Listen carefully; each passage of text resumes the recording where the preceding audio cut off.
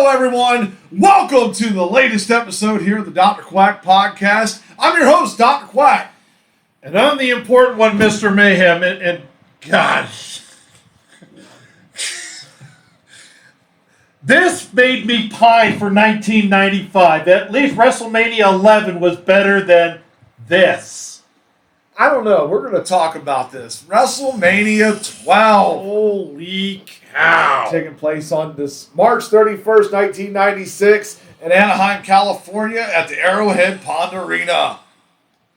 Now at this time, Raw exists, so a lot of this stuff was filmed in the can and they would air it later. So that at this time, Raw was not live.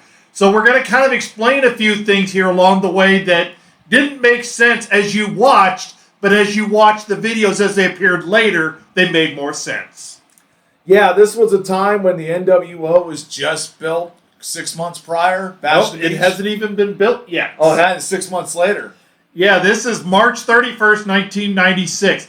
July of 1996 is when the NWO appeared. Right, so neither one of them were happening yet. I think the Outsiders just came in there.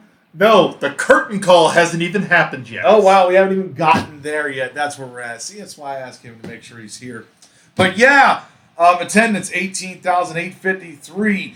And who do we have out here for commentary? Yeah, because, he cared so little about this show that he put on the run sheet. He didn't do the notes. He didn't do the work. So, ring announcer was, of course, Howard Finkel. Yes, one of the greats.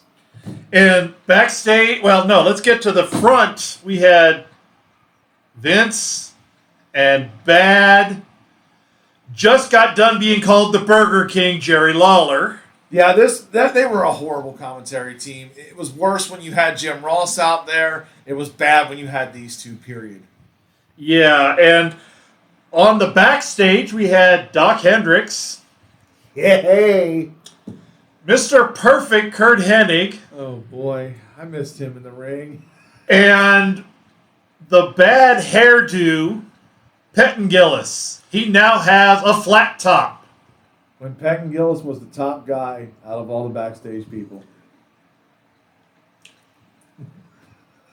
Reasons! God. It was 1996, folks. The Monday Night Wars hadn't even started yet.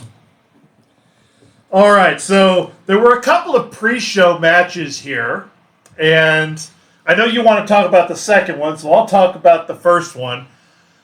They had a tag team tournament to figure out who were going to be the new tag team champions, and it came down to the finals, the Body Donnas, Skip and Zip with Sonny, taking on the Godwins with Hillbilly Jim. And this match enthused people so much it appeared on the pre-show. Yes. And of course, the other one, the end of the long feud. Long feud. Go ahead. Yeah, this should have been on the main roster show right here. You could have put this semi-main, in my opinion. The Huckster taking on the Nacho Man with Billionaire Ted as a special guest referee. Yes, and for those of you that don't remember what's going on, Vince actually started acknowledging his competition in 1996. I don't remember if it was the end of 95 or beginning of 96, but he started airing videos of a decrepit guy called the Huckster, talking about how the old talent was in WCW and it wasn't on his young and exciting WWF.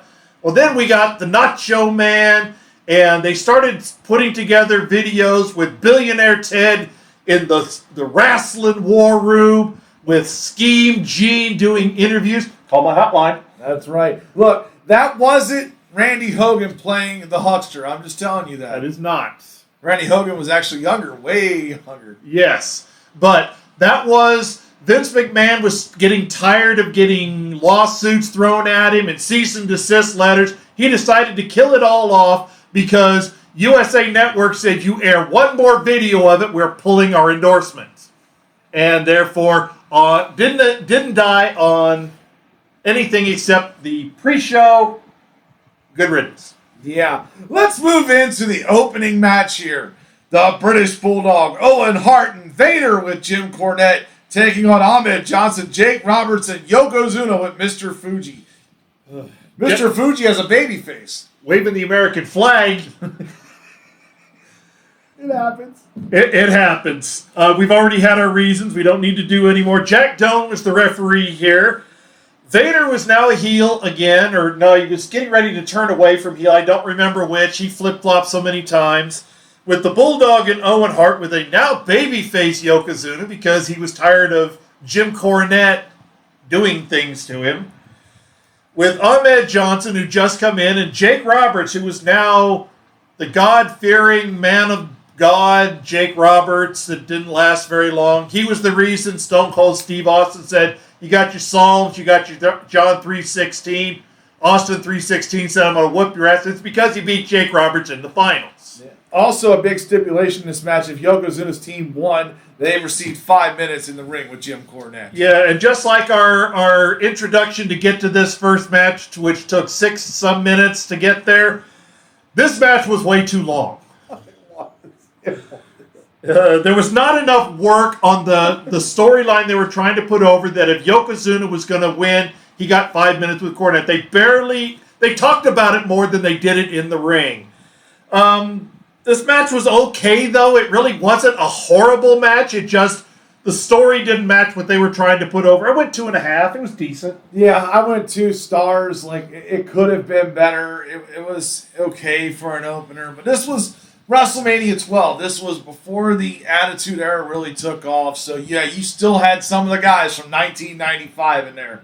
Yeah, and as we get into here in a little bit, one of the biggest people that was a contributor to this point, Razor Ramon, wasn't on the show. We'll get to that in a little bit. Yeah, we'll talk about that. But moving along here, part 1 of the big Hollywood Packlock Brawl here, Roddy Piper and Goldust with Marlena. Yeah, when we get to part 2, I'm going to go into the rest of the story about this. All I'm going to say about this, I've got 2 things I'm going to say about it, and then I'm going to throw it over to him. That's how short I'm going to be about this. I would have rather have watched Keith David and Roddy Piper They Live fight at 3/4 of a star. This part 1 was bad. I mean, it was funny to see Piper try to, run him over and trying to, he bashed in his window and the whole fight out there. And, of course, it led out into the street. It was a good time passer, I think. I mean, I'll go what? Probably about 2 stars, yeah. I just wasn't highly impressed with it. It got more funnier towards the second half. This gets one historical note. This is the very first cinema match ever to appear on WWF. Yeah. And it wasn't that great. Yes. Moving along here. Stone Cold Steve Austin with Ted DiBiase taking on Savio Vega. Yeah, Stone Cold is still the $1 Million champion. He's dropped the Ringmaster gimmick. He's about to drop the $1 Million Corporation. So they've already started calling him Stone Cold at this point.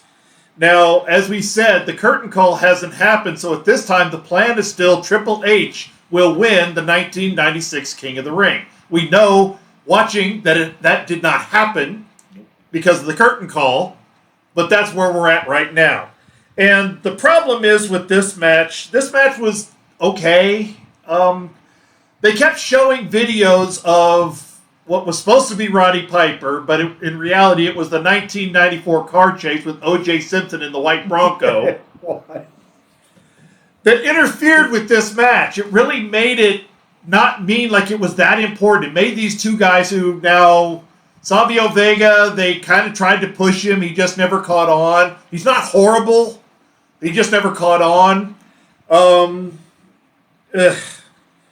went 2 stars. Tim White got saddled with this thing. Tim White took a ref bump. 2 stars. I went 2.5. Went a little higher. I actually felt like this was one of the better matches so far on this card. I mean, Austin and Savio, this was a technically sound match. It just wasn't overly explosive. I did like the shot with the $1 Million title to the back of the head. That kind of added a little bit extra to it. But, yeah, 2.5. Moving along here to my 2-finger salutes. This match here was one of the worst matches in my opinion. I get it. I know. they wanted to punish Hunter Hearst Helmsley for other things besides the curtain call, right? That's what I'm guessing.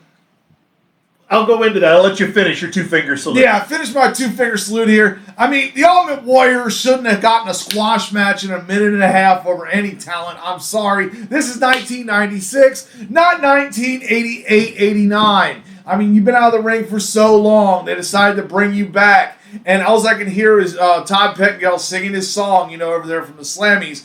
Oh, Warrior, glad you're back. I'm your biggest fan, but how much did it cost McMahon? Because I guarantee you it cost too much money to bring him on this card.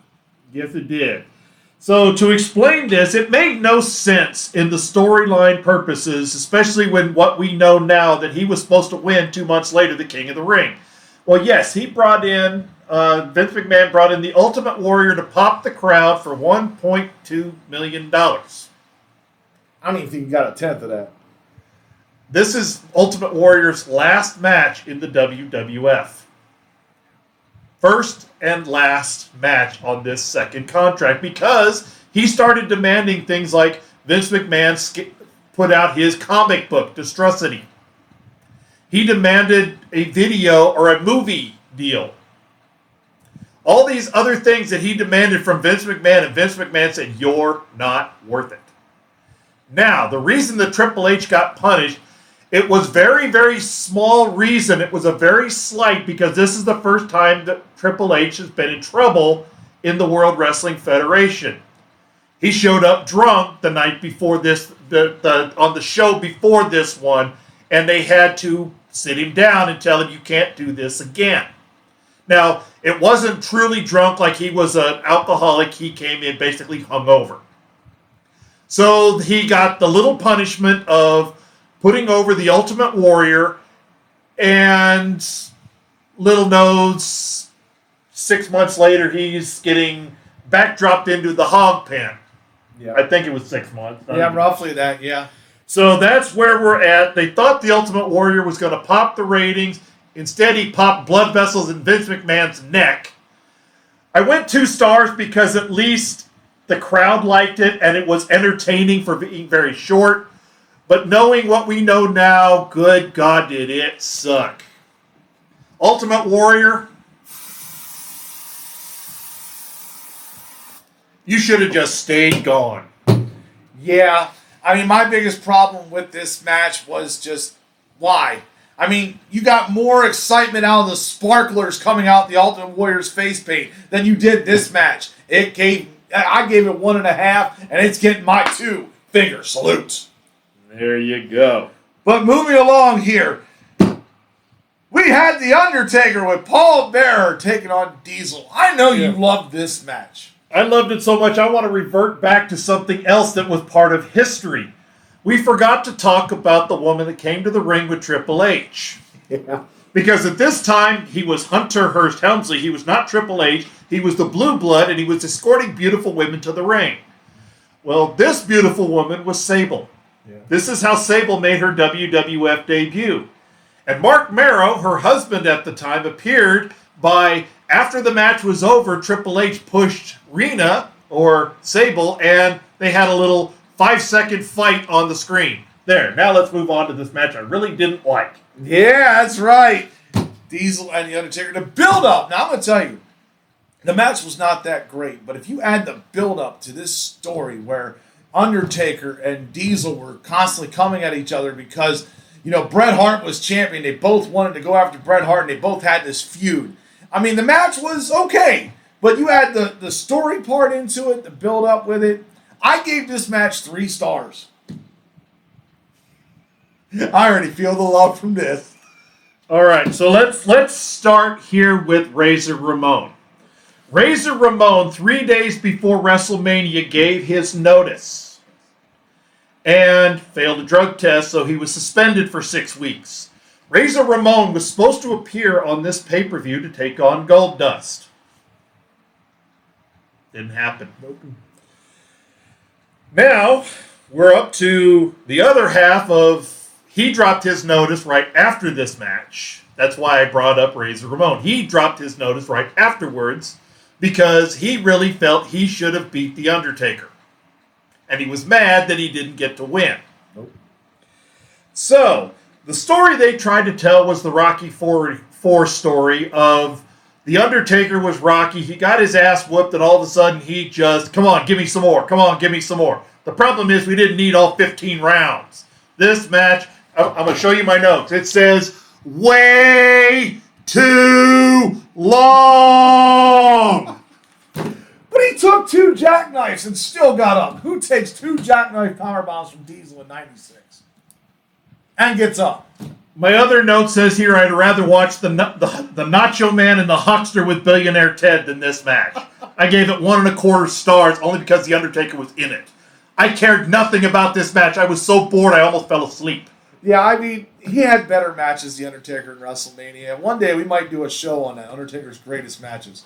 This will not be on that. But let's move into our Quack Attack. Also, No, we got part 2 of this garbage to talk about, the Packlock Brawl. oh yeah, let's talk about the Packlock Brawl. So rescind your Quack Attack. All right, so let's finish the story of the Packlock Brawl.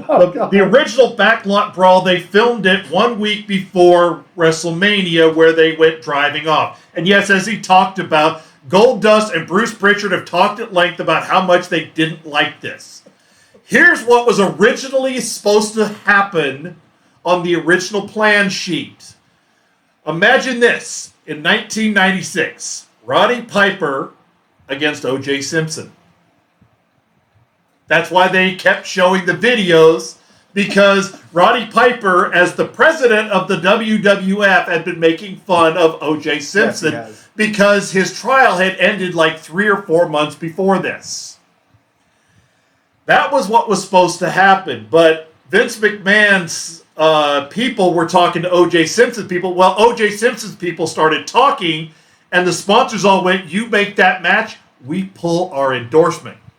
They said, you'll never get another sponsor again. So O.J. Simpson is out.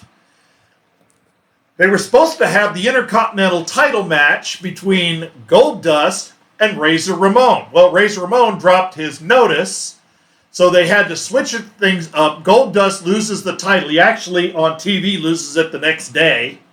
But he didn't appear with it here, even though he dropped it 2 weeks before. And now they had to figure out what to do with the president of the WWF acting, Roddy Piper, and Goldust, so we get this fight. And Roddy Piper was supposed to jump out of the way of the gold Cadillac and chose not to. The fight wasn't, the breaking of glass wasn't supposed to happen. This was just a big cluster, and now a week later, Roddy Piper broke his hand because Goldust wanted juice. They wouldn't let him juice. So Roddy Piper punched him in the head so hard he broke his hand. Now here it is a week later, they're dragging themselves down to ringside, and they had people actually take their clothes, put them in bags, so they would wear the exact same clothes a week later when they came down to the ring. And it was awful. Awful. You mean Goldust in lingerie just didn't get it for you? Awful. Let's get us out of here. So let's Quack Attack to a good match. Oh, now, see, look, I try to be nice and not let him have to worry about talking about things. Here's the Quack Attack! Yeah, this match here, you know, and it lives up to what it is today. The Iron Man match, Shawn Michaels, Bret Hart. The big thing about this match is not many of the Iron Man matches after this went 0-0 for 60 minutes. Yeah, you got to see 60 minutes of a clinic. It was like going to a training session and seeing people just work for 60 minutes. Because, I mean, they did a great job. You've seen how they did. My only problem with it is I don't think it's that great. Like, the history of it's great because it was the first Iron Man that really stuck out to people. But I like different Iron Man matches that were better later on. Talking about Triple H and The Rock. Talking about Kurt Angle and Brock Lesnar. Talking about the Benoit Triple H on Monday Night Raw. Those three, I can give you 3 higher than this. I mean, to me, this match was great because it was the main event. And, of course, it lives in infamy. And everybody always likes to talk about Shawn Michaels' childhood dream. So for that, I'll give it 4 stars. In reality, the match is about a 3.25. Yeah, Vince McMahon, a lot of people jokingly say Vince McMahon had a man crush on Shawn Michaels because that's all he could talk about. the boyhood dream. He basically buried Bret Hart as bad as he was talking about it. Jerry Lawler having to step up and defend Bret Hart. And we're still a year and a half away from the Montreal Screwjob. So, Gorilla Monsoon came out and was now declared the new full-time president. Roddy Piper, apparently because he broke his hand, was no longer the acting president. Now Gorilla Monsoon was back. And actually the reason was Gorilla Monsoon thought he had suffered a heart attack. He does end up dying like 8 months later, 9 months later from an actual heart attack. But that's why he'd taken some time off. And you'll notice he's much thinner. He was taking a lot better care of himself at this time. Yeah. Jose Lothario came down a point. Now, this is the famous scene where everybody sees it, where Shawn Michaels zip lines down to the ring. That happened in this match.